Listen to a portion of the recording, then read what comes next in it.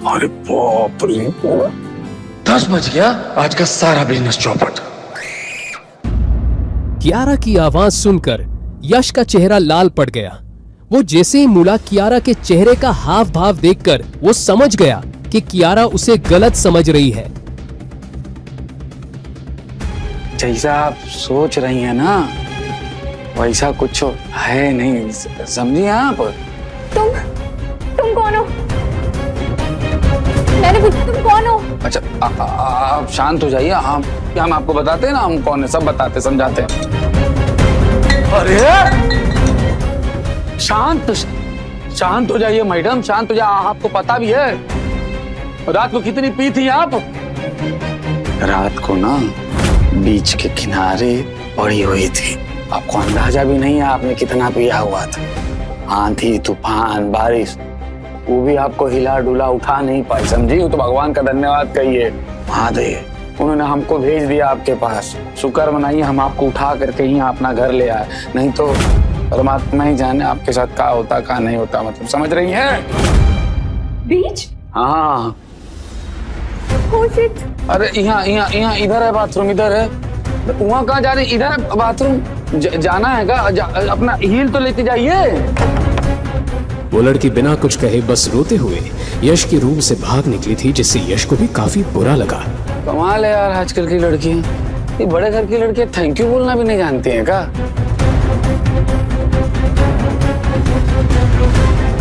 Thank you छोड़ो बे,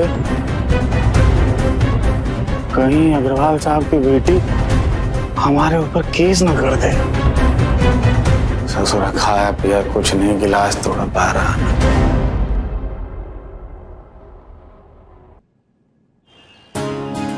अब शाम होने को आई थी और यशपाल की दुकान पर भी भीड़ होने लगी थी। यश के हाथ फिलहाल लोगों को चाय के कप देने में लगे थे, लेकिन उसका दिमाग अभी तक पिछली रात और आज सुबह के हादसे को भुला नहीं पा रहा था। अरे नहीं यशपाल सर, देखिए ना 500 का नोट है, छुट्टा भी नहीं और ये ऑनलाइन भी काम नहीं कर रहा है। यश ने कुछ भी जवाब नहीं दिया। यश का सिर्फ हाथ चाय के पतीले में घूमता जा रहा था, लेकिन दिमाग कहीं और था। यशपाल सर, यशपाल सर, हाँ कहाँ ध्यान है आपका? यही है ना, बताओ क्या बात है? यही ध्यान है मेरा। 10 रुपए की चिप्स ली और 500 का नोट दिया है, छुट्टे नहीं है, अब क्या करूं? अरे दे दो ना छुट्टे। अभी वो श्रुति से अपनी बात कह भी नहीं पाया था कि तभी उसका फोन बजा। फोन एक अननोन नंबर से था। धंधे के टाइम पर कौन फोन कर रहा है भाई? अपने आप से इतना कहने के बाद यश ने जैसे ही फोन उठाया, उधर से एक भारी भरकम आवाज सुनाई पड़ी। अगर चाय की उबाल को सही समय पर रोक ना लिया जाए तो वो फैलकर पूरी जगह को खराब कर देती है। ये आवाज सुनते ही यश के चेहरे की रंगत एकदम से बदल गई। उसने श्रुति की तरफ देखा और कहा, श्रुति हम आते हैं। और फिर यश साइड में जाकर उस शख्स से बोला, गुरु वशिष्ठ आप, प्रणाम। 5 साल के बाद अचानक सब ठीक तो? गुरु वशिष्ठ ने यश की बात काटते हुए कहा, यहां सब ठीक है यश, लेकिन तुम गलत करने जा रहे हो। यश ने हैरानी के साथ पूछा, गलत? हम समझे नहीं गुरुजी। गुरु वशिष्ठ ने तुरंत जवाब दिया, 5 साल पहले तुम जिस अतीत को छोड़कर आए हो, वो अतीत तुम्हारा बहुत बड़ा राज है। राज को राज ही रहने देना चाहिए। तुम एक साधारण चाय वाला बनकर अपनी जिंदगी व्यतीत करो। अगर 5 साल पहले का वो राज बाहर आया और दुनिया के सामने तुम्हारी असली पहचान सामने आ गई, तो ना सिर्फ तुम्हारी जिंदगी मुसीबत में आ जाएगी, बल्कि उस लड़की की भी जिंदगी मुसीबत में आएगी जिसके साथ तुम कल रात में थे। यश सन रह गया था। गुरुजी, वो लड़की नशे में थी और हम बस। गुरु वशिष्ठ ने फिर से उसकी बात काट दी और कहा, मुझे पता है यशपाल कि तुम एक अच्छे और नेक इंसान हो, लेकिन तुम्हें ऐसा कुछ नहीं करना चाहिए जिससे लोगों को पता चले कि तुम अपनी असली पहचान छुपाकर एक मामूली चाय वाला बनकर रह रहे हो। मैंने बस तुम्हें आगाह करने के लिए फोन किया था।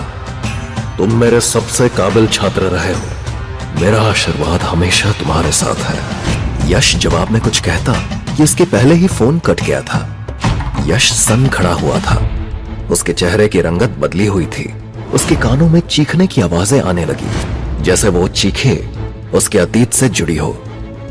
यश के माथे पर पसीने की बूंदें दिखाई पड़ी और तभी अचानक से किसी ने यश को झिंझोड़ा। यशपाल सर, आपको क्या हुआ है आजकल? बड़े खोए खोए से लगते हो। नहीं, सब ठीक है। कहाँ कुछ खोया पाया? कहाँ? यही है हम। और हम तुमसे कुछ कह रहे थे, अगले महीने तुम्हारा एग्जाम आने वाला है ना। अरे तो तुम पढ़ाई लिखाई पर ध्यान दो ना, तुमको यहाँ आने की क्या जरूरत है? ऐसा है तुम जाओ और कल से मत आना। जब तक एग्जाम होता है तब तक नहीं आओगी। अरे नहीं सर, मैं मैनेज कर लूंगी, नो प्रॉब्लम। अरे हम कह दी ना तुमको, जाओ अपना फ्यूचर पर ध्यान दो, पढ़ाई लिखाई करो, हम यहाँ सब संभाल लेंगे। यशपाल को एहसास होने लगा कि श्रुति के एग्जाम्स सर पर थे और उसे अब अपने करियर और फ्यूचर पर ध्यान लगाना चाहिए था। इसी वक्त और भी कस्टमर्स आ गए और वो दोनों अपने अपने काम में बिजी हो गए। कुछ 5-6 हट्टे कट्टे आदमी एक साथ उस चौपाटी के अंदर आ गए। ये सभी इस एरिया के गुंडे थे और फिलहाल चौपाटी की दुकान वालों से हफ्ता वसूल कर रहे थे। क्या रे भाईजान, हफ्ता देना भूल गया तू? हाँ, मार खाना मांगता है तेरे को? साले जानवर लोग फिर से आ गए तमाशा करने। नहीं संगम बाबू, मैं झूठ काहे को बोलेगा, पर अपनी जेब अभी भी खाली है। मैं देता है ना आपको, अगले टाइम पूरा पैसा देता है नक्की। क्या रे, साला पप्पू समझा है क्या तू मेरे को? मेरे को मेरा पैसा अभी मांगता है, अभी के अभी। नहीं तो तेरी ये लारी है ना, अब उसको तोड़ डालेगा, समझा क्या? मैं करता है कुछ। तोड़ तोड़। संगम भाई, पैसा ऐसे मत करो। पैसा सबसे बोल रहा है तू करेगा तब करेगा। मत करो संगम भाई। ससुर बहुत चर्बी चढ़ा है इन लोगों को। संगम भाई,